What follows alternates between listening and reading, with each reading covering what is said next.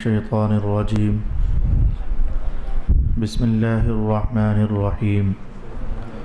طه ما أنزلنا عليك القرآن لتشقى إلا تذكرة لمن يخشى تنزيلا ممن خلق الأرض والسماوات العلى الرحمن على العرش استوى له ما في السماوات وما في الأرض وما بينهما وما تحت الثرى وإن تجهر بالقول فإنه يعلم السر وأخفى الله لا إله إلا هو له الأسماء الحسنى صدق الله مولانا العظيم.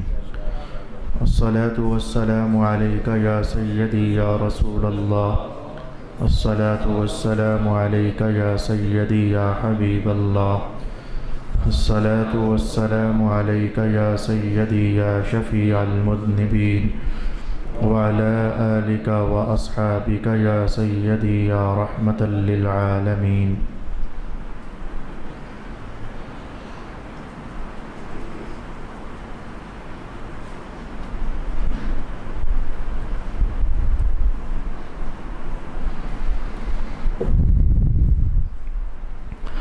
طه، ہم نے یہ قرآن آپ پر اس لیے نازل نہیں کیا کہ آپ مشقت میں پڑ جائیں. یہ صرف ان لوگوں کے لیے نصیحت ہے جو اللہ سے ڈرتے ہیں. اس کو نازل کرنا اس کی طرف سے ہے جس نے زمینوں کو اور بلند آسمانوں کو پیدا کیا، جو رحمان ہے اور اپنی شان کے لائق عرش پر جلوہ فرما ہے.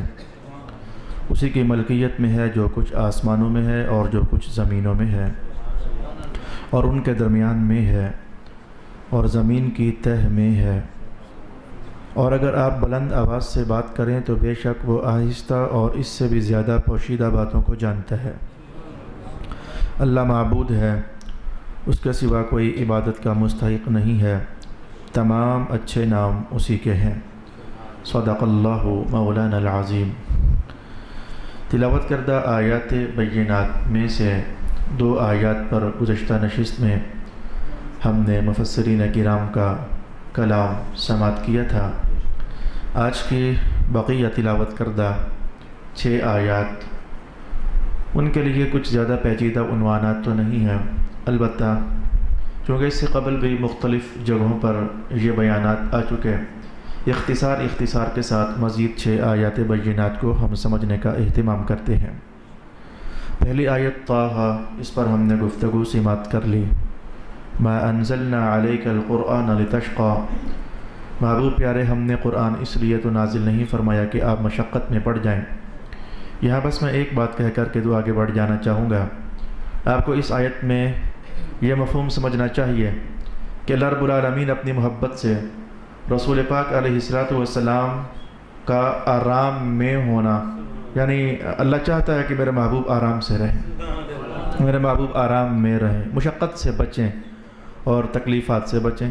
البتہ جہاں اللہ تعالیٰ کی تقدیر چاہتی ہے کہ لوگوں کو دکھایا جائے کہ محبت کے راستے کٹھن ہوتے ہیں، محبت کے راستے واقعی کٹھن ہوتے ہیں، تو وہاں اللہ رب العالمین نے پھر رسول اللہ علیہ السلام پر آزمائش نازل بھی فرمائی ہے. میں ایک شعر سوچ رہا تھا، کسی بزرگ شاعر کا شعر ہے، مجھے بھرپور تو یاد نہ آ سکا، لیکن اتنا جملہ مجھے بہت اچھا لگتا ہے. پریت نبھانا بہت کٹھن ہے، کوئی انہیں بتلاؤ ری. یہ کسی صوفی شاعر کا قول ہے. پریت نبھانا بہت کٹھن ہے، کوئی انہیں بتلاؤ ری. تو بات یہ ہے کہ جہاں اللہ نے چاہا کہ آزمائش میں مبتلا ہو رسول، محبت کا امتحان ہو، وہاں حضور رحمت عالم پر اللہ کی طرف سے مشقتیں اتری بھی. اللہ تعالیٰ چاہتا ہے رسول اللہ کا آرام، بہت خیال رکھتا ہے اللہ تعالیٰ رسول اللہ علیہ السلام کے آرام کا. فرمایا کہ ٹھیک ہے عبادات ہیں، لیکن اتنی تو نہیں کہ اب آپ کو تکلیف ہی ہو جائے، آپ مشقت ہی میں پڑنے لگ جائیں. رسول اللہ کے آرام کا بہت خیال ہے اللہ رب العالمین کو. یہ لفظ خیال میں آپ لوگوں کے حساب سے کہہ رہا ہوں، وغیرہ اللہ تعالیٰ کی ذات خیالوں سے پاک ہے. میں ساتھ لگے ہاتھوں کچھ مجبوریاں ہوتی ہیں تو وہ کہہ کر کے تو میں پھر آپ کو حقیقت حال پر واقف کرتا ہوں. یہ خیال بیال یہ ہمارے ہوتے ہیں، اللہ رب العالمین نہیں. یہ خیال بمانا حفاظت کرنا، کیئر کرنا. تو اللہ رب العالمین بہت خیال رکھتا ہے، یعنی بہت ہی حفاظت فرماتا ہے اپنے محبوب کے آرام کی. میرا دھیان بار بار لپک رہا تھا، اس لیے میں نے یہ جملہ 2 3 4 بار بولا. وہ دھیان کس حدیث کی طرف لپک رہا تھا؟ آج حضرت علی المرتضیٰ رضی اللہ تعالی عنہ فرماتے ہیں کہ میں رسول پاک علیہ الصلوۃ والسلام کے حجرہ ناز میں داخل ہوا تو میں نے یہ دیکھا کہ ایک صاحب ہیں، وہ بیٹھے ہوئے ہیں اور ان کی گودی میں رسول اللہ کا سر ہے اور حضور آرام فرما رہے ہیں. تو میں نے یہ کیفیت دیکھی تو وہیں سے پلٹنے لگا تو وہ جو صاحب تھے آئے ہوئے، انہوں نے مجھے آواز دے کر کہا کہ یا علی انت ابن عم رسول اللہ صلی اللہ علیہ وسلم وانت احق منی، آپ آئیے، آپ حضور کے چچا زاد ہیں تو آپ کا حق زیادہ ہے کہ حضور کے آرام کا اہتمام کریں. حضرت علی فرماتے ہیں کہ میں اندر چلا گیا تو انہوں نے اپنی گودی سے رسول اللہ کا سر ناز اٹھایا اور مجھے کہا بیٹھو. میں بیٹھا تو حضور کا سر میری گودی میں ڈال دیا اور وہ خود اٹھ کر چلا گیا صاحب. رسول اللہ علیہ السلام اپنی شان کے ساتھ جب اٹھے بیدار ہوئے تو پوچھا وہ کدھر ہے؟ کہا حضور وہ ایسے ہوا کہ میں ملنے کے لیے آیا، اس نے مجھے دیکھا تو کہا کہ آپ آئیے، آپ کا حق زیادہ ہے. اتنا کہا، آپ کا سر ناز میری جھولی میں رکھا اور خود اٹھ کر چلا گیا. پھر حضور نے فرمایا پتہ ہے وہ کون تھا؟ وہ جبریل تھے.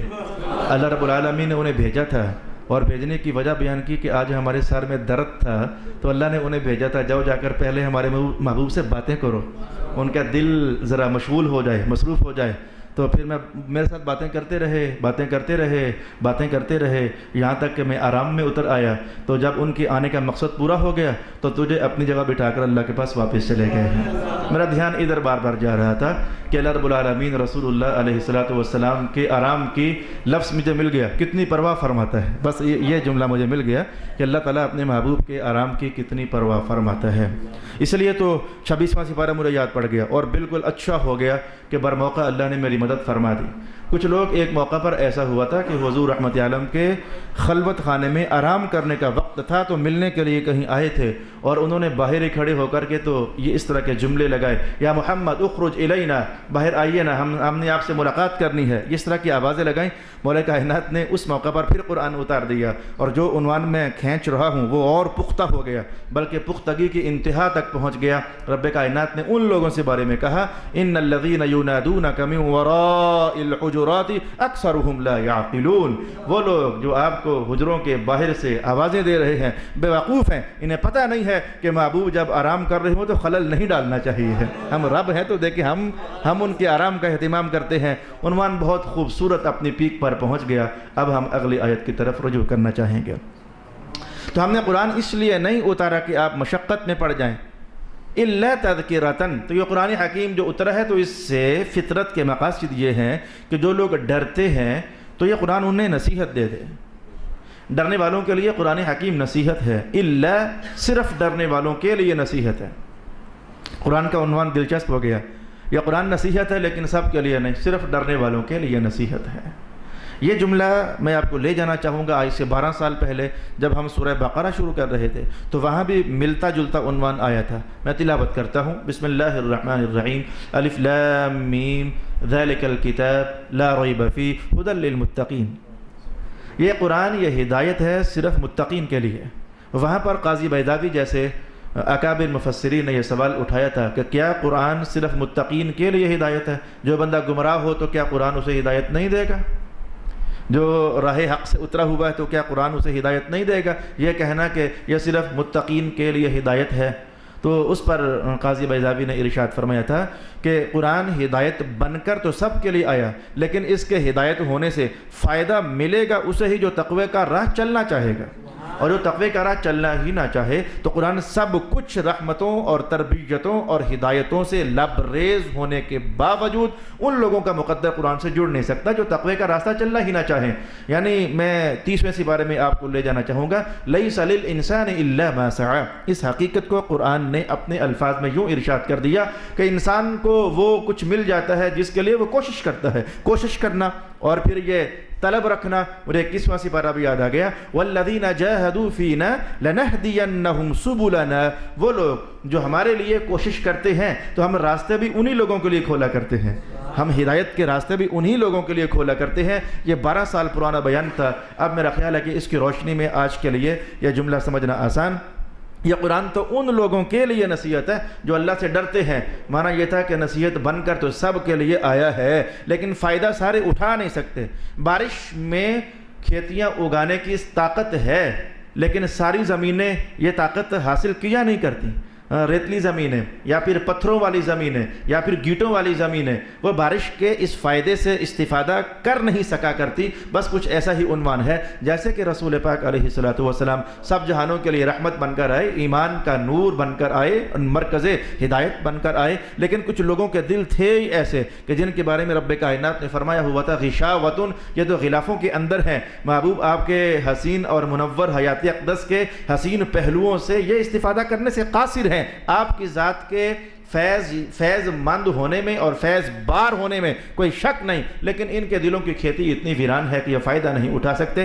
بس اب عنوان کھل گیا، الا تذکرۃ لمن یخشی، نصیحت قرآن سب کے لیے ہے، لیکن فائدہ صرف وہی لوگ اٹھا سکتے ہیں کہ جو چاہتے ہیں کہ مولا ہمیں ڈر لگے، ہم تیری طرف رجوع کریں، ہماری رغبتیں بیدار ہوں، ہم متوجہ ہو جائیں تیری رحمت کی طرف۔ ہر بندے کو قرآن سے فائدہ حاصل ہوا نہیں کرتا۔ بس یوں سمجھ لیجئے کہ ہر دکان کے سامنے سے گزرنے والا گاہک تھوڑا ہوتا ہے، گاہک تو وہی ہوتا ہے جس کی کوئی شے ضرورت ہوتی ہے۔ ایسے ہی قرآن کا گاہک وہی انسان ہو سکتا ہے کہ جس کی ضرورت ہے کہ میں ڈروں، جس کی ضرورت ہے کہ میری قبر کا کیا بنے گا، جس کی ضرورت ہے کہ وہ اپنی برزخ کا خیال کرے، جس کی ضرورت ہے کہ بروز محشر اللہ کے حضور کھڑا ہونے کے بارے میں سوچے کہ کیا بنے گا میرا، تو قرآن ان لوگوں کے لیے واقعی کوئی نہ کوئی راستہ کھول دیا کرتا ہے۔ البتہ رک کر کے میں 2-3 چیزیں ضرور آپ سے کہوں گا کہ اگر آپ مجھ سے سوال کریں کہ مولانا اکبر صاحب بتائیے کہ اگر ہم چاہیں کہ دلوں میں خوف خدا پیدا ہو تو ہم کیا کیا کریں؟ دلوں میں خوف خدا پیدا ہوگا تو پھر جا کر قرآن ہمیں فائدہ دے گا۔ تو دلوں میں خوف خدا پیدا ہو جائے، ہم اس کے لیے کیا کریں؟ میں کہوں گا سب سے پہلے تو قرآن ہے، الا تذکرۃ لمن یخشی، قرآن سے اپنی اٹیچمنٹ مضبوط، صرف تلاوت کی حد تک تو نہیں نا، تلاوت تو چلو مان لیا، اللہ آپ کو برکت دے، کافی زمانوں سے آپ کر رہے ہو، ثواب اور شے ہوتی ہے، نصیحت حاصل کرنا یہ اور شے ہوتی ہے۔ جیسے کہ تعلیم کتاب یہ اور شے ہے، تلاوت کتاب یہ اور شے ہے۔ تلاوت تو زمانوں سے آپ گھروں میں کر رہے ہو، لیکن تعلیم کتاب سے آپ خالی ہو۔ تو قرآن پاک کی تعلیمات، کوئی نہ کوئی تفسیر مجھ سے لکھواؤ نا، میں آپ کو بتاؤں کہ یہ تفسیر پڑھ لو، میں آپ سے بتاؤں کہ یہ تفسیر پڑھ لو، اللہ کرے گا پڑھتے جاؤ گے تو دلوں کے اندر خوف اللہ تعالیٰ خود ہی پیدا فرما دیتا ہے۔ دوسری چیز میں آپ سے عرض کروں گا، علماء کی مجلس ہے، جمعہ پڑھنے کے لیے آپ لوگ جس علاقے سے بھی آتے ہو، اپنے علاقے کے علماء کے پاس جمعہ پڑھنے کے لیے بر وقت تشریف لے کر جایا کرو۔ رسول اللہ کی باتوں میں کل کی طرح آج بھی بشارت کا نور بھی ہے اور نظارت کے خوفناک انداز بھی ہیں۔ وہ حضور کی باتیں سننے والے کا دل ہو نہیں سکتا کہ کوئی نہ کوئی اثر قبول کیے بغیر مجلس سے اٹھ جائے، تو علماء کی مجالس میں پہنچنے کا اہتمام کیا کرو۔ اور تیسری چیز تو میرے حضور نے فرما دیا تھا کہ اگر تمہیں پتہ چل جائے نا کہ جو میں دیکھ رہا ہوں تو تمہیں اپنی دنیا بھول جائے، تم جنگلات میں بھاگ جاؤ، تم چیخیں مارنے لگ جاؤ، اور وہ چیز موت کے بعد والے احوال تھے۔ تبھی تو سرکار فرمایا کرتے تھے کہ قبرستان جایا کرو اور قبروں کے پاس بیٹھا کرو، کچھ دعائیں کیا کرو اور کچھ نصیحت حاصل کیا کرو۔ کل تک یہ ہم جیسے سونے انسان ہی تو تھے، ہم جیسے طاقتور بھی تو تھے، ہم جیسے غصے والے بھی تو تھے، ہم جیسے زوراور بھی تو تھے، ہم جیسے سرمایہ دار بھی تو تھے، لیکن آج قبر کی مٹی انہیں چاٹ کر کے انہیں اندر سے کھوکھلا کر رہی ہے، تو کل ہمارا بھی تو یہی حشر ہونے والا ہے۔ یہ وہ آگاہیوں کے نشانات تھے جو رسول پاک علیہ الصلوۃ والسلام ہماری ترغیبات میں اتارا کرتے تھے۔ تو میں نے کہا کہ اگر چاہو کہ دلوں میں خوف خدا پیدا ہو جائے تو علماء کی مجلس میں آنا جانا رکھا کرو، قرآن حکیم کی صحبت سے اپنے آپ کو فیض مند بنانے کا اہتمام کیا کرو، قبرستانوں میں پہنچا کرو۔ ایک چوتھا مرجع بھی ہے، وہ اہل اللہ جو صرف نعت پر نہیں، صرف ذکر پر لوگوں کو نہیں لگاتے، نعت پر لگانا بڑا کمال ہے، ذکر پر لوگوں کو لگا کے رکھنا بڑا کمال ہے، وہ ان کے ساتھ ساتھ لوگوں کو اللہ کے قرآن اور مصطفیٰ کریم علیہ السلام کی سنت کی روشنیاں بھی انہیں عطا فرماتے ہیں۔ ایسے اہل اللہ کے ساتھ بھی اور ان کی مجالس میں پہنچنا بھی آپ کے لیے خوف خدا کو حاصل کرنے کا ذریعہ ہو سکتا ہے۔ تنزیلا ممن خلق الارض والسماوات العلی، اس قرآن کو نازل کرنا اس ذات کی طرف سے ہے جس نے زمینوں کو اور بلند آسمانوں کو پیدا کیا۔ میں اس پر اور تو کچھ نہیں کہوں گا، بات بڑی واضح سی ہے، اور فوراً ذہنوں میں آنے والی بھی ہے کہ یہ قرآن اس ذات نے نازل کیا جو جس نے زمین بنائی تو بلند آسمان بنا دیے۔ میں یہ کہنا چاہتا ہوں کہ یہ حوالہ قرآن پاک نے کئی بار ارشاد فرمایا ہے، یا قرآن اس نے اتارا جو ایسا ہے، جو ایسا ہے، اور جو ایسا ہے، اور جو ایسا ہے۔ قرآن اتارنے کے فوراً بعد اپنی صفتوں کا اظہار کر دینا، جیسے کہ مثال کے طور پر ہم ایک اور مقام تلاوت کر دیتے ہیں اور پھر اس کے ساتھ اور اس جیسے بہت سارے مقامات قرآن حکیم میں بھرے ہوئے ہیں۔ مثلا بسم اللہ الرحمن الرحیم، یاسین والقرآن الحکیم انک لمن المرسلین علی صراط مستقیم تنزیل العزیز الرحیم، تنزیل العزیز الرحیم۔ یہ قرآن اتارا گیا اس ذات کی طرف سے جو غالب ہے، بڑی حکمتوں والا ہے۔ تو محسوس ہوا یہ حوالہ صرف سورہ طٰہٰ کا نہیں، سورۃ یاسین کا بھی ہے، اور دیگر بہت ساری صورتوں کے اندر یہ حوالہ آتا ہے کہ قرآن کے نازل کرنے کی بات ہوتی ہے تو ساتھ اللہ تعالیٰ اپنے کچھ اوصاف کا اظہار کر دیتا ہے، یا یوں کہیے کہ اس بات کا اظہار فرماتا ہے کہ ہم نے قرآن نازل کیا ہے، یعنی نسبت اپنی طرف اللہ تعالیٰ فرماتا ہے۔ 14واں سپارہ دیکھ لیجئے، اِنَّا نَحْنُ نَزَّلْنَا الذِّكْرَ وَإِنَّا لَهُ لَحَافِظُونَ۔ یہ قرآن نازل کیا پر ہم نے یعنی ہم نے قرآن، یہ کیا چیز ہے؟ میں اس پر ایک نرم درجے کا اشارہ کر کے تو فوراً آگے بڑھ جاؤں گا۔ اس اشارے سے شاید آپ سارے لطف اندوز نہ ہو سکیں، لیکن مجھے امید ہے کہ کچھ دلوں میں اللہ تعالیٰ بات ضرور اتارے گا۔ سٹال پر باہر کوئی کتاب پڑھی ہو اور اس کتاب پر کسی مصنف کا نام نہ لکھا ہو، اور ساتھ یہ ایک اور کتاب پڑھی ہو جس پر لکھا ہو مہر منیر۔ یہ گجر خان کا حلقہ چونکہ وہ تاجدار گولڈا کا مرید ہے اور بڑے ان کے حلقہ غلامی میں لوگ ہیں، میں نے اس لیے مہر منیر کا نام لیا تاکہ بات ذرا جلدی سمجھ آ جائے۔ ایک کتاب پڑھی ہو اس پر کسی مصنف کا نام ہی نہ ہو، یا لکھا بھی ہو تو بس آپ جانتے ہی نہیں ہو بندہ کون ہے، کسی ایسے مصنف کا نام لکھا ہو، محمد اکرم لکھا ہو، اب آپ کو نہ جانے کیا معلوم کہ یہ کون ہے محمد اکرم، لیکن ساتھ ہی پڑھا ہوا ہو مہر منیر حضرت پیر میر علی شاہ صاحب کی حیات اقدس پر۔ اب مجھے سوچ کر خود ہی فیصلہ کر کے بتا دو، یا پھر یوں مثال سمجھ لیجئے کہ ایک آپ کے سامنے کتاب پڑھی ہو کہ آتھر کا نام ہی معلوم نہیں ہے، ساتھ ہی پڑھی ہو کشف المحجوب اور لکھا ہو داتا علی حجویری۔ اب مجھے بتائیں کہ دل رغبت کدھر کرے گا، اس کتاب کی طرف جس کے مصنف کو آپ جانتے ہی نہیں، یا پھر ادھر جہاں لکھا ہوا یہ کتاب لکھی ہے داتا علی حجویری نے، جہاں لکھا ہو کہ یہ کتاب تو غریب نواز کی ہے، جہاں لکھا ہو کہ یہ تو حضرت پیر مہر علی شاہ صاحب کی سوانح حیات پر یہ کتاب لکھی گئی ہے۔ تو یہ جو مصنفین ہوتے ہیں یا جو قرآن یا اس کتاب کا جو مرکزی عنوان ہوتے ہیں ان کا کہیں پتہ چل جائے تو رغبتیں ذرا تیز ہو جاتی ہیں، اور ادھر ادھر سے بندہ ہاتھ اور توجہات کھینچ کر کے اپنی ساری توجہ ادھر لگا دیتا ہے۔ اصل میں جو ذاتیں ہوتی ہیں یہ بڑا کمال رکھتی ہیں، جو اللہ کے خاص بندے ہیں ان کی ذاتیں بڑا کمال رکھتی ہیں، بڑی کشش رکھتی ہیں، اور لوگوں کے لیے اپنے اندر بڑا نور کا سامان رکھتی ہے۔ تو چونکہ یہ فطرت ہم انسانوں کی بنائی اللہ تعالیٰ نے ہے، اللہ جانتا ہے کہ میں نے اپنے بندوں کو بنایا یوں ہے کہ کتاب لکھنے والے کا حوالہ سامنے آ جائے نا ان کی رغبتیں ذرا تیز ہو جاتی ہیں، بیدار ہو جاتی ہیں، میلان ان کے بڑھ جاتے ہیں۔ تو رب کائنات نے کہا تنزیلا ممن خلق الارض والسماوات العلی، یہ قرآن کسی غیر کا تو نہیں ہے، تمہارے اپنے رب کا قرآن ہے، یہ اس نے تمہارے لیے نازل کر دیا ہے، اور یہ تمہارے اپنے رب کا ہے نا، جو جس نے آسمان بنائے ہوئے ہیں، جس نے زمین بنائی ہوئی ہے۔ تو یہ اس حوالے سے رب کائنات نے کئی مقامات پر کہا یہ جو قرآن ہے نا تمہارے ہاتھ میں یہ ہمارا بھیجا ہوا ہے، ہمارا لکھا ہوا تو میں نہیں کہہ سکتا لیکن یہ ہمارا بھیجا ہوا ہے۔ قرآن مخلوق نہیں ہے نا، قرآن مخلوق نہیں ہے، یہ بڑا مارکۃ الآراء پرانے زمانے کا مسئلہ ہے کہ قرآن مخلوق ہے یا کہ قدیم ہے، اور فیصلہ یہ ہے کہ قرآن قدیم ہے، مخلوق نہیں ہے۔ اس لیے میں نے کہا کہ یہ ہمارا لکھا ہوا نہیں بلکہ یہ ہمارا نازل کیا ہوا قرآن ہے۔ تنزیلا ممن خلق الارض والسماوات العلی، یہ اس قرآن کا نازل کرنا اس ذات کی طرف سے ہے جس نے زمین کو بنایا اور بلند آسمانوں کو بنایا۔ الرحمن، وہ رحمان ہے، علی العرش استوى، اور عرش پر وہ مستوی ہے۔ یا ترجمہ یوں کر لیجئے کہ عرش پر وہ اپنی شان کے مطابق جلوہ فرما ہے۔ عرش کیا ہے، اس پر آیت الکرسی پڑھتے ہوئے ہم نے کچھ کلام سیکھا تھا جب وہاں لفظ کرسی استعمال ہوا تھا۔ اللہ وسع کرسیہ السماوات والارض، یہ 9 سال پرانی بات ہو گئی، تو میں نے آپ کو بتایا تھا یہ کرسی کیا ہے، وہاں میں نے آپ کو بتایا تھا کہ پھر یہ عرش کیا ہے۔ چلیں پرانی بات ہو گئی تو میں اس کو تھوڑا سا دہرا دوں گا۔ پھر اس کے بعد استوا، یہ پہلے سپارے کے اندر عنوان آیا تھا، اللہ عرش پر جلوہ فرما ہے۔ میں نے بیٹھا ہوا نہیں کہا، میں نے کہا جلوہ فرما ہے، یا عرش پر مستوی ہے۔ ویسے استوا کا معنی ہوتا جلوہ فرما ہی ہے، بیٹھنا، لیکن اللہ کی ذات ہے، اس لیے میں جو مفسرین نے کہا وہ سارا سامنے رکھ کر بولنا چاہتا ہوں۔ یہ 2 عنوان اس آیت سے مختصر ہم سیکھنے لگے ہیں، عرش اور پھر اس کے بعد اللہ عرش پر جلوہ فرما ہوا، اول کلام پر اور اول لفظ پر بحث یہ ہے کہ رسول پاک علیہ الصلوۃ والسلام نے ایک موقع پر ارشاد فرمایا کہ ایک جنگل ہو تو اس میں ایک انگوٹھی پڑی ہو تو کتنے کو انگوٹھی، تو اس کے مقابلے میں جنگل کتنا بڑا محسوس ہوا؟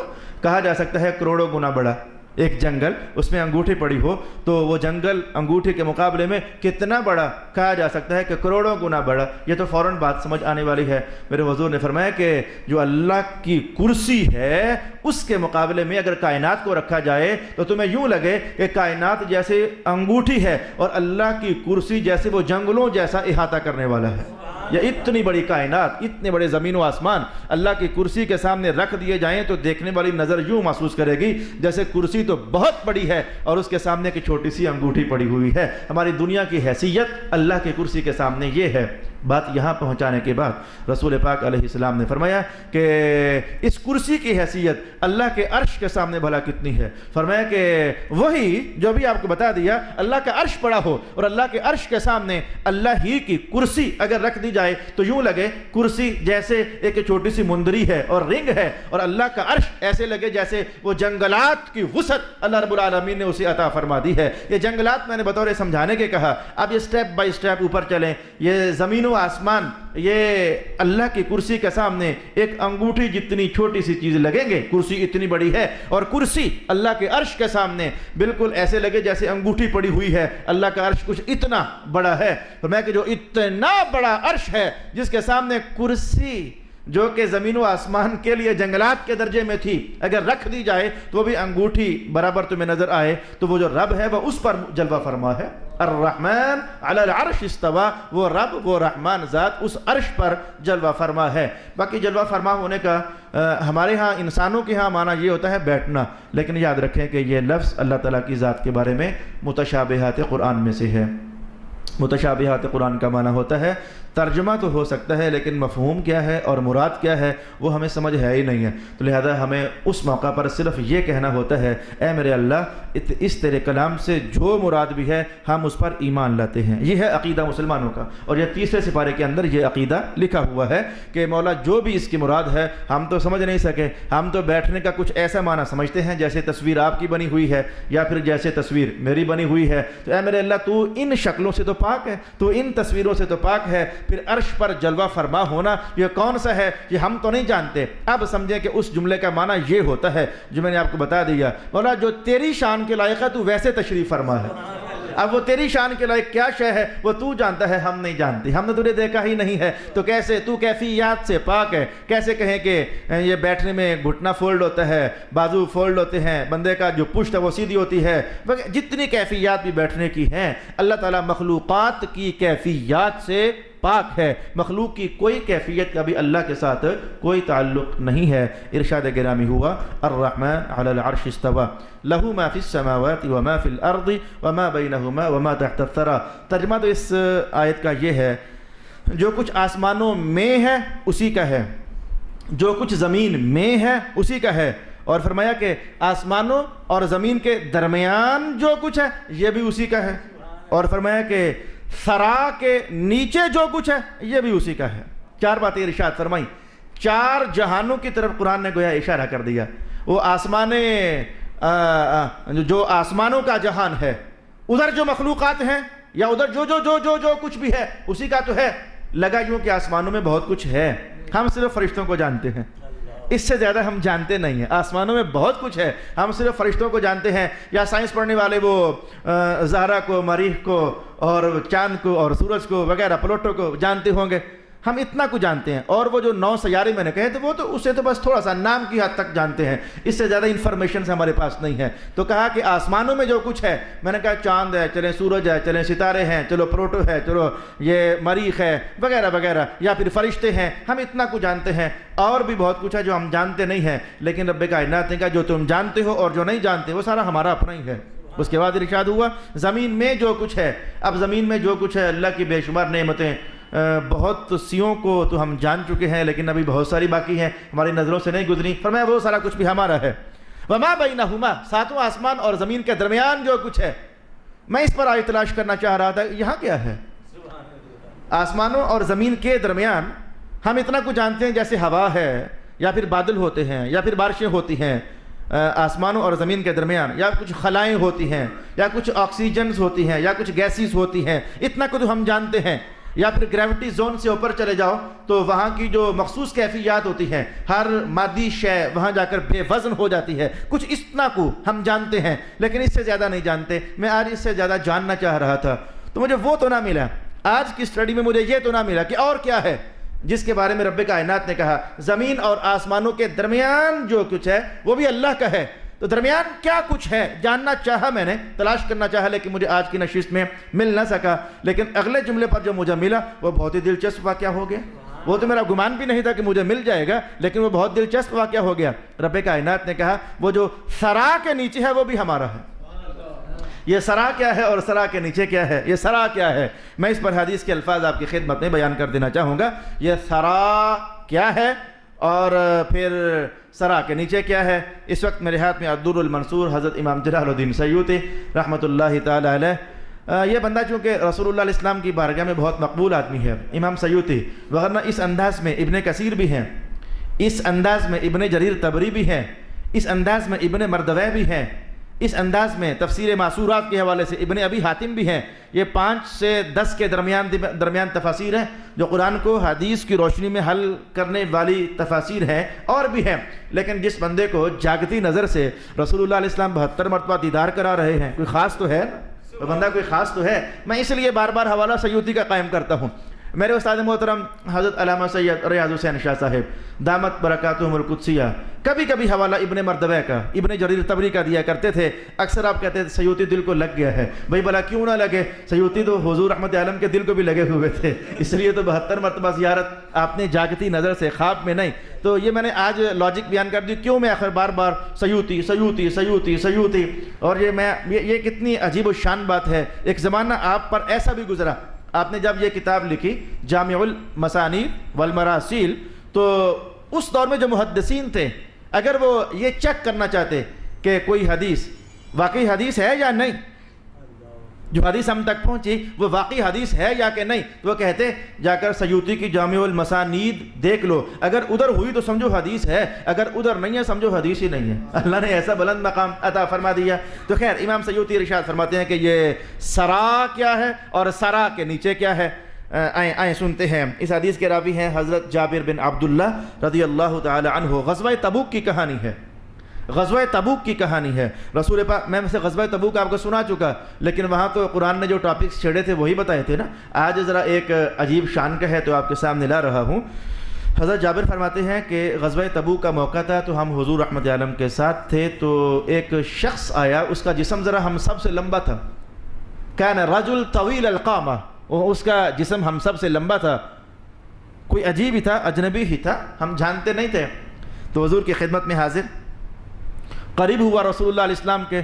رسول پاک علیہ السلام اونٹنی پر تشریف فرماتے تو اس نے آتے ہی حضور رحمت عالم کی مہار جیسے پکڑ لی، جیسے کوئی ضرورت مند وہ کوئی سوال کرنا چاہتا ہے. اس نے آ کر حضور کی اونٹنی کی مہار پکڑ لی اور کہنے لگا کہ یا رسول اللہ، میں آپ سے ایک سوال، ایک دو باتیں پوچھنا چاہتا ہوں، اور میں اتنا جانتا ہوں کہ ان 1-2 باتوں کو ہر کوئی جانتا نہیں ہے.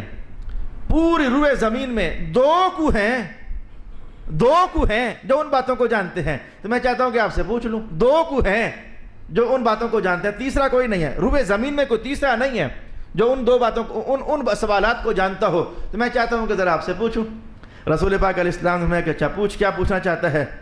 اچھا تو اس آنے والے لمبے قد کے شخص نے پہلا سوال کیا کہ، بلکہ حضور نے یہ نہ کہا کہ وہ جو سوال تو پوچھنا چاہتا ہے پوچھ لے. حدیث کے الفاظ یہ ہیں سل ما شئت، اچھا جو تیرا دل ہے پوچھ لے. یہ حدیث کے الفاظ یہ ہیں جو تیرا دل ہے پوچھ لے. اور اس طرح کا جملہ حضور فرمایا کرتے تھے. لیکن کبھی کبھی جب کمال درجے کی موج میں ہوتے تو فرما دیتے کہ آج جو دل ہے پوچھ لو. اب یہ جملہ کتنے راستے کھولتا ہے عقیدے کے، جو دل ہے پوچھ لو. اچھا تو حضور نے آج یہی فرمایا کہ سل ما شئت، جو تیرا دل ہے تو پوچھ لے. وہ شخص کہنے لگا کہ مجھے آپ بتائیں، پہلا سوال میرا یہ ہے کہ زمین کے نیچے کیا ہے؟ رسول اللہ علیہ السلام نے بھی بات پوری وضاحت کے ساتھ نہ فرمائی، بس خیر الکلام ما قل ودل، جس سے اس کا مقصد پورا ہو جائے. حضور نے فرمایا کہ ایک مخلوق ہے. اس نے کہا زمین کے نیچے کیا؟ آپ نے کہا کہ مخلوق ہے. اس نے پوچھا اچھا تو اس مخلوق کے نیچے کیا ہے؟ جو مخلوق کی حضور آپ فرما رہے ہیں اس مخلوق سے نیچے کیا ہے؟ رسول اللہ علیہ السلام نے فرمایا کہ اس مخلوق سے نیچے پھر زمین آ جاتی ہے۔ اس نے کہا اچھا پھر یہ بتائیں کہ اس زمین کے نیچے کیا ہے؟ حضور نے فرمایا کہ ایک اور مخلوق ہے۔ اس نے کہا پھر اس کے نیچے؟ کہا ایک اور زمین ہے۔ یہ 7 بار سوال کر لیا اس نے، حضور نے 7 بار زمین کا حوالہ دیا۔ اس لیے تو قرآن حکیم نے کہا خلق 7 سماوات والارضین، 7 آسمان اور 7 زمین ہے۔ تو یہ 7 زمینوں کا حوالہ حضور نے کمپلیٹ کیا۔ ہماری زمین ہے، اس کے نیچے ایک مخلوق ہے، پھر زمین ہے، پھر مخلوق ہے، پھر زمین ہے، پھر مخلوق ہے، پھر زمین ہے، پھر مخلوق ہے۔ جب 7ویں زمین کا حوالہ دیا تو وہ کہنے لگا اچھا پھر اس 7ویں زمین کے نیچے کیا ہے؟ رسول اللہ علیہ السلام نے فرمایا ایک چٹان ہے، یہ ساری زمین اس چٹان پر ہے۔ اچھا اس نے پوچھا کہ اس چٹان کے نیچے کیا ہے؟ رسول اللہ علیہ السلام نے کہا کہ ایک مچھلی ہے، اس چٹان کے نیچے ایک مچھلی ہے۔ اچھا تو اس نے پوچھا اس مچھلی کے نیچے کیا ہے؟ رسول اللہ علیہ السلام نے کہا کہ مچھلی کے نیچے پھر پانی ہو سکتا ہے، اب اس کے نیچے پانی ہے۔ تو وہ آنے والا کہنے لگا کہ اس پانی کے نیچے کیا ہے؟ حضور پاک علیہ السلام نے فرمایا کہ اس پانی کے نیچے ظلمات، تاریکیاں ہیں، اندھیرے ہیں۔ اس نے کہا کہ ان اندھیروں کے نیچے کیا ہے؟ رسول اللہ علیہ السلام نے فرمایا کہ ان تاریکیوں کے نیچے ہوا ہے۔ اچھا تو اس نے کہا کہ اس ہوا کے نیچے کیا ہے؟ تب رسول اللہ علیہ السلام نے کلوزنگ کرنا چاہیے، میرے حضور نے تب کلوزنگ کرنا چاہیے۔ میں کہ وہ جو قرآن نے کہا ہے نا تو سورہ طٰہٰ کے اندر وما تحت الثریٰ، ثریٰ اس کے نیچے ہے۔ وہ جو قرآن نے کہا نا ثریٰ، وہ ثریٰ اس کے نیچے ہے۔ ثریٰ ویسے کہتے لغوی اعتبار سے گلی زمین کو ہے۔ اب آپ کو سمجھ آئی کہ ہماری زمین ہے، پھر اس کے نیچے مخلوق ہے، پھر زمین ہے، پھر مخلوق ہے، پھر زمین ہے، پھر مخلوق ہے، پھر زمین ہے، پھر مخلوق ہے، پھر زمین ہے، پھر مخلوق ہے، پھر زمین ہے، اور پھر مخلوق ہے، پھر چٹان ہے، پھر مچھلی ہے، پھر پانی ہے، پھر تاریکی ہے، پھر ہوا ہے، تو پھر آگے ثریٰ ہے۔ رب کائنات نے کہا ثریٰ تک تم نہیں پہنچ سکتے، اللہ تو ثریٰ کے نیچے بھی جانتا ہے۔ لہو ما فی السماوات و ما فی الارض، وہ جو ثریٰ کے نیچے ہے اللہ تو اسے بھی جانتا ہے۔ اچھا حضور نے کلوزنگ کرنا چاہی تو اس آنے والے نے کہا اچھا حضور وہ یہ بھی بتا دے کہ ثریٰ کے نیچے کیا ہے۔ وہ جو آپ نے ثریٰ حضور فرمایا ہے تو اتنا بھی فرما دیں کہ ثریٰ کے نیچے کیا ہے۔ رسول اللہ کی نگاہوں میں آنسو آ گئے۔ وہ ماجرا چونکہ سارا جان رہے تھے کہ یہ اللہ کی طرف سے ایک معاملہ ہے، تو اللہ کے حضور نے جیسے آنسو گرا دیا کہ مولا کہ اب ہمارا علم تیرے برابر تو نہیں نہ ہو سکتا۔ حضور نے اللہ کے حضور آنسو گرا دیا کہ مولا ہمیں تو وہی علم ہے جتنا تو عطا فرمائے گا۔ تو کہا کہ بس اس کے نیچے وہی جانتا ہے جو جانتا ہے، اس کے نیچے آج مجھے علم نہیں دیا گیا۔ رسول اللہ کا علم سٹیپ بائی سٹیپ ہوا کرتا تھا۔ آج ایک شے کا علم نہ دیا گیا ہوتا تو اگلے دنوں میں، اگلے زمانوں میں پھر دیا جا چکا ہوتا، لیکن اس دن کا حال یہ تھا کہ ثریٰ تک رسول اللہ علیہ السلام کا علم کمپلیٹ ہو چکا تھا اور ابھی مراحل باقی تھے۔ تو ان کے بعد کے زمانوں میں ایسا ہوا کہ پھر جو نہیں تھا تو وہ بھی اللہ پاک نے عطا فرما دیا۔ اس لیے مفسرین کرام کا اجماع ہے کہ دنیا سے رحلت فرمانے سے قبل جو کچھ بھی تھا رب کائنات نے اپنے محبوب کو عطا فرما دیا ہوا تھا۔ یہ ہم اہل سنت و جماعت کا عقیدہ ہے۔ تو حضور کی نگاہوں میں آنسو، وہ شخص اٹھا تو اٹھ کر کے ساتھ حضور نے یہ جملہ جو فرما دیا، وہ جو پوچھ رہا ہے نا تو میں محمد اس سے زیادہ نہیں جانتا۔ اب تھوڑی دیر کے بعد اس جملے کا معنی آپ کو سمجھ آئے گا۔ وہ جو پوچھ رہا ہے نا میں محمد اس سے زیادہ نہیں جانتا، وہ اٹھا اور اٹھ کر کے تو کہنے لگا کہ آپ نے جو کہا تو میں اس بات پر گواہی دیتا ہوں کہ آپ واقعی اللہ کے رسول ہیں۔ اگر آپ کچھ کہنا چاہتے کہ ثریٰ کے نیچے یہ ہے تو میں کہتا کہ نہیں یہ جھوٹ ہو گیا، میں کہتا کہ نہیں یہ جھوٹ ہو گیا، تو آپ واقعی اللہ کے رسول ہیں۔ یہ جملہ کہا اور اٹھ کر چلا گیا۔ اس کے جانے کے بعد حضور نے فرمایا پتہ کون تھا؟ اس کے جانے کے بعد حضور میں پتہ کون تھا؟ صحابہ کہنے لگے ہمیشہ کی طرح واللہ اعلم ورسول، حضور ہمیں کیا معلوم کون تھا، آپ جانے، آپ کا رب جانے۔ حضور رحمت عالم علیہ السلام نے فرمایا کہ یہ جبریل تھے، اللہ کی طرف سے آئے ہوئے تھے اور کچھ راز تھے جو تم پر منکشف کرنا چاہتے تھے۔ اب آپ کو جملہ ایک تو سمجھ آ گیا کہ جو آج پوچھ رہا ہے نا محمد اس سے زیادہ نہیں جانتا ہے۔ مل مسئول عنہا اعلم بالسائل، اور یہ جملہ ایک بار حدیث جبریل میں بھی حضور نے ارشاد کیا تھا کہ جس سے آج پوچھا جا رہا ہے یہ پوچھنے والے سے زیادہ نہیں جانتا ہے۔ اور پھر اب آپ کو وہ جملہ سمجھ آ گیا کہ آنے والے نے کہا تھا کہ دو ہی ہیں اس روئے زمین پر جو جانتے ہیں، مانا یہ تھا کہ حضور ایک آپ ہیں، ایک میں جبریل، کوئی تیسرا ہے ہی نہیں ہے جنہیں ان رازوں تک اللہ نے رسائی عطا فرمائی ہو۔ اب میرا خیال ہے کہ آپ کو جاننا چاہیے، رب کائنات نے ارشاد کیا کہ لہو ما فی السماوات و ما فی الارض، اسی کے لیے ہے جو کچھ آسمانوں میں ہے اور جو کچھ زمین میں ہے اور جو کچھ اس کے درمیان ہے، وما تحت الثری، اور ثرا کے نیچے بھی جو کچھ ہے۔ وہ ثرا بڑا ڈونگا درجہ ہے، ہمیں تو وہاں تک رسائی نہیں ہے، اس کے نیچے جو کچھ ہے تو وہاں وہ سب اللہ ہی کے لیے ہے۔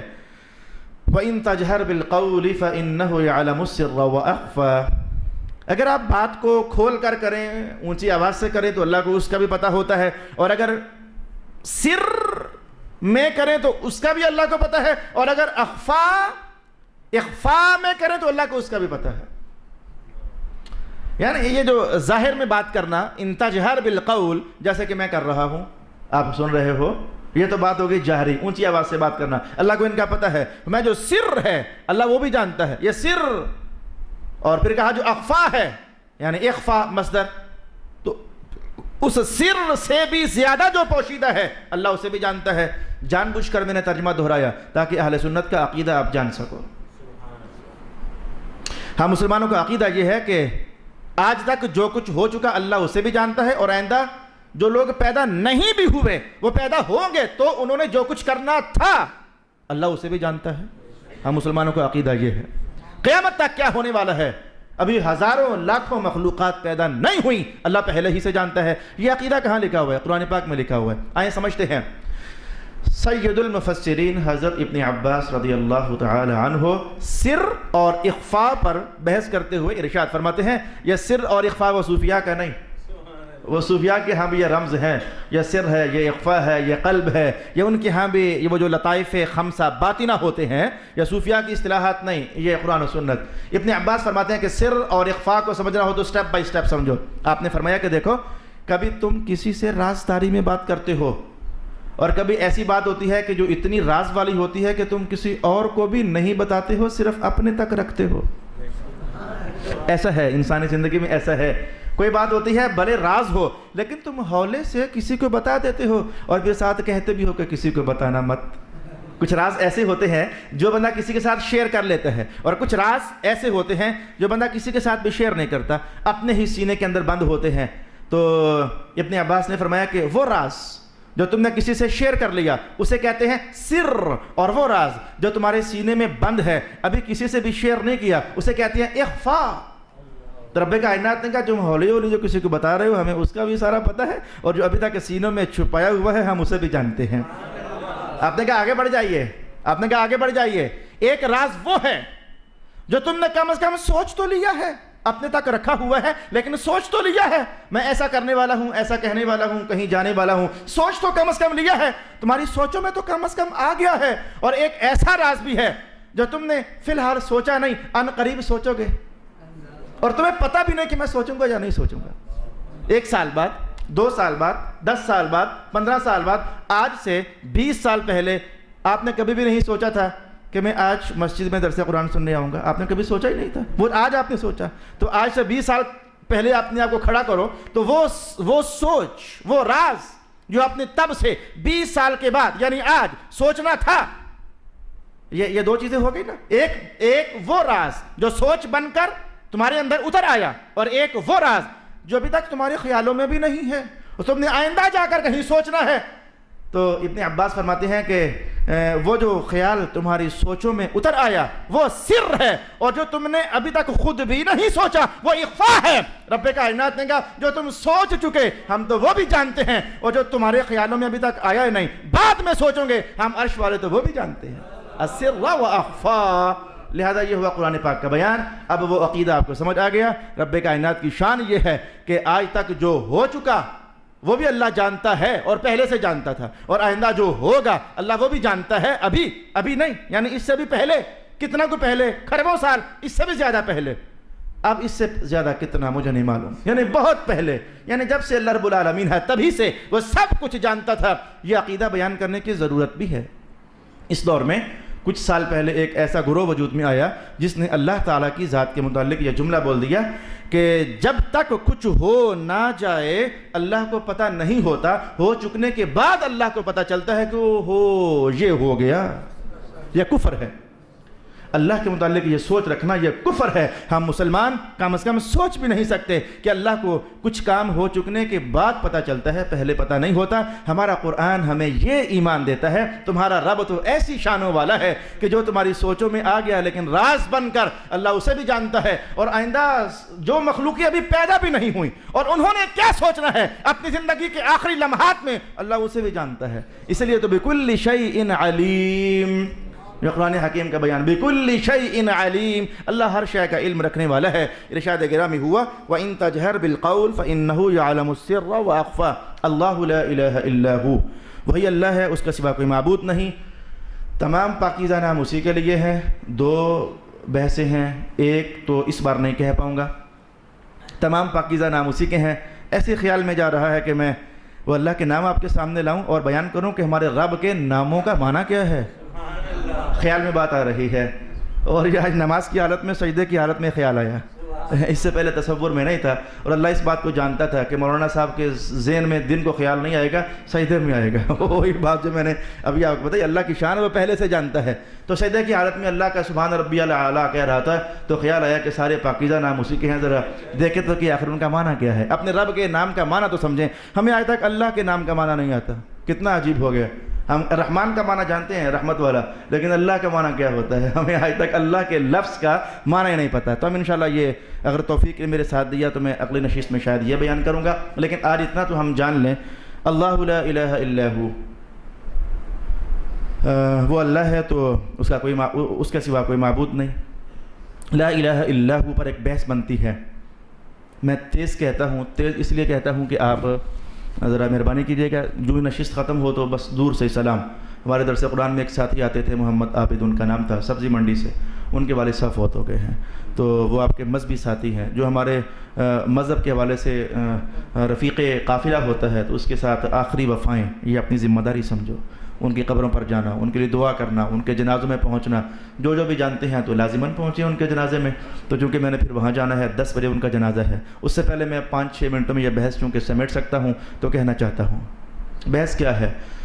بہت ساری حدیثوں کو میں ایک کر کے تو ایک جملہ بولنے لگا ہوں۔ رسول پاک علیہ السلام نے ارشاد فرمایا کہ جس بندے نے بھی کہا لا الہ الا اللہ محمد الرسول اللہ، وہ جنت میں داخل ہو جائے گا۔ بہت ساری حدیثوں کو سمیٹ کر میں نے ایک ہی جملہ بول دیا، وقت کے تقاضوں کو ملحوظ رکھتے ہوئے۔ اس پر سوال تو فوراً ذہن میں آتا ہے کہ کیا مولانا صرف حضور کا بیان ہے، جھوٹا نہیں ہو سکتا، تو صرف لا الہ الا اللہ محمد الرسول اللہ پڑھ لینا کافی ہے جنت میں جانے کے لیے، یا کہ بہت کچھ اور بھی ہے؟ حضور رحمت عالم نے تو نہیں فرمایا کہ بہت کچھ اور بھی ہے اس حدیث میں، ویسے اپنے مقام پر فرمایا نماز بھی ہے، روزہ بھی ہے، حج بھی ہے، لیکن اس حدیث میں صرف اتنا بیان ہے لا الہ الا اللہ محمد الرسول اللہ پڑھ لو تو اللہ پاک جنت عطا فرمائے گا۔ اس جملے کا مفہوم کیا ہے؟ ایک دم سے تو ذہن کو ہلاسا دینے والا معنی تو یہ سمجھ آتا ہے کہ بس کافی ہے لا الہ الا اللہ محمد الرسول اللہ، اس کے بعد باقی ریاستیں، عبادتیں، محنتیں، مشقتیں، احکام یہ کوئی ضروری نہیں ہے۔ حضور نے فرما جو دیا ہے کہ من قال لا الہ الا اللہ فدخل الجنہ، امام بخاری مسلم ڈھیروں مفسرین کرام نے اس کو ارشاد فرمایا۔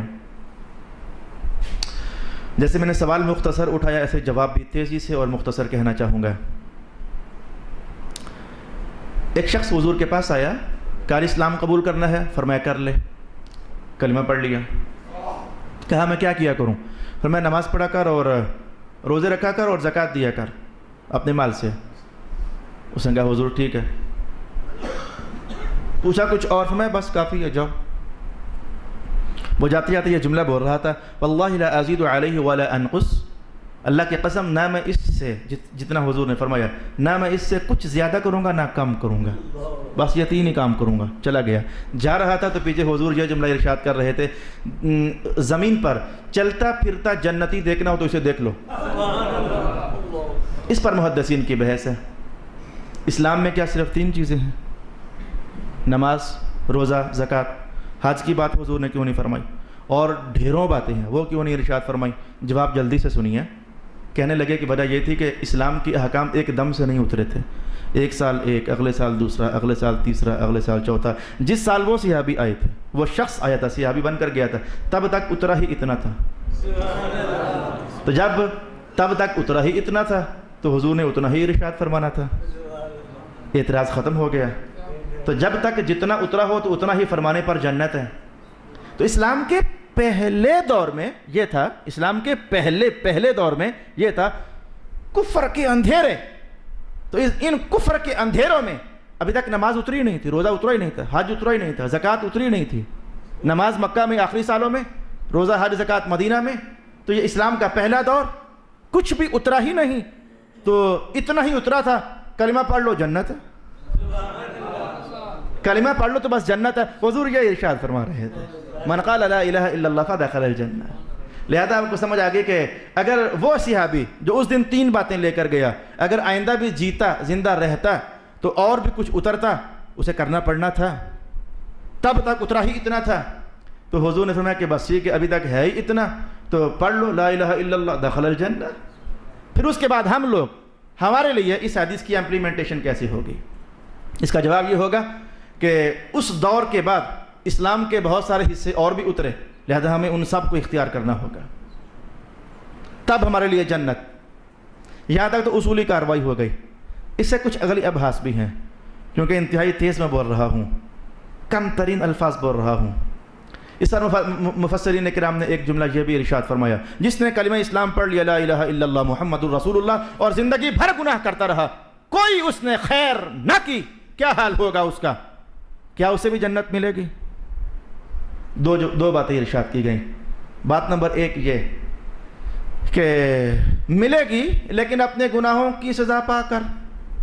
تو حضور کی بات سچی تو ہوئے گئی نا, جس نے پڑھا ہے جنت اسے ضرور ملے گی, بھلے گناہوں کی سزا پا کر. ایک دوسری بات بھی ارشاد فرمائی, جس نے زندگی بھر گناہ کیے لیکن کلمہ اس نے پڑھا ہوا ہے, تو کیا اسے جنت ملے گی؟ ایک تو میں نے یہ کہا نا کہ ہاں ملے گی حضور کے قول کی وجہ سے, لیکن اپنے گناہوں کی سزا پا کر. اور دوسرا جواب یہ دیا گیا کہ قیامت کو جہاں عدل چلنے ہیں, انصاف چلنے ہیں, وہاں اللہ کا فضل بھی چلنا ہے. تو اللہ کے فضلوں کی ہزاروں تصویریں ہیں, ان میں سے ایک یہ تھی. حضور فرماتے ہیں کہ میدان محشر میں ایک وقت ایسا بھی آنا ہے, یہ وقت میں نے سمجھانے کے لیے کہا وگرنہ ادھر وقت نہیں ہے. وقت بنتا ہے سورج سے, سورج فنا ہو چکا ہے. تو قیامت کے میدان میں میں لفظ بدلوں بھی تو فائدہ نہیں ہے, ایک لحظہ ایسا آنا ہے, لفظ بدلنے کا بھی فائدہ نہیں ہے, حقیقت میں نے سمجھا دی. ایک لحظہ ایسا بھی آنا ہے کہ ایک بندے, گناہگار بندے اللہ کے حضور پیش کیے جائیں گے, تو اللہ فرمائے گا ان کے گناہوں کو بدل کر نیکیاں بنا دیا جائے. یہ فضل کی تصویر ہے, یہ بھی میدان محشر میں تصویریں ظاہر ہونی ہے. تو لہذا انہوں نے کہا کہ ہاں وہ جنت میں جائے گا گناہوں کی سزا پا کر, لیکن اگر درمیان میں اللہ کا فضل آ گیا تو زندگی بھر کا گناہگار صرف کلمہ پڑھنے کی وجہ سے اللہ کے فضلوں سے بھی جنت میں چلا جائے گا.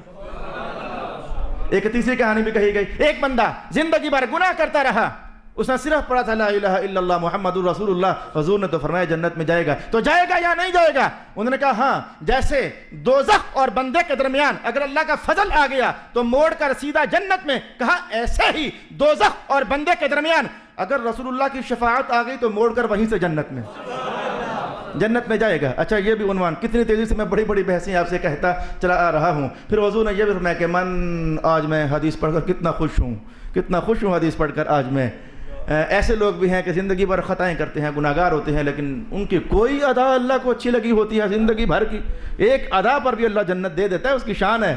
فضل جو ہوا, عدل تو اور شے ہے, لیکن فضل جو ہوا تو وہ آخری بار آخری لحظات میں وہ پڑھ لیتا ہے لا الہ الا اللہ محمد الرسول اللہ. حضور فرماتے ہیں جس نے ایسا کر لیا زندگی بھر جیسا بھی تھا, جس نے ایسا کر لیا تو آخری لحظے کا پڑھا ہوا کلمہ اللہ اسے جنت عطا فرمائے گا.